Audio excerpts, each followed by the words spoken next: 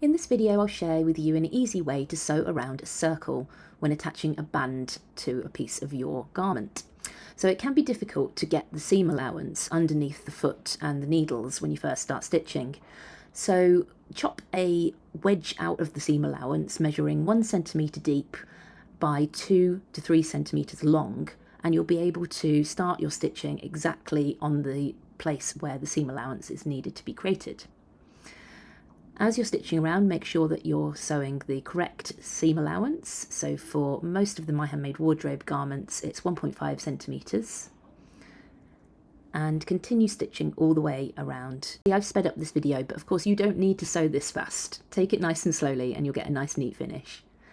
As you come round to your starting point, just be aware of where the cutting line is on your machine. It's usually marked with a little line like this. And as long as you make sure that your fabric stays to the right of that line, then you won't cut off or cut into any of your original stitches as you come back around on yourself. So stitch over your original stitching by about 2 to 3 centimetres, then bring the fabric to the back of the machine, pop your presser foot down, and then carry on stitching off your fabric.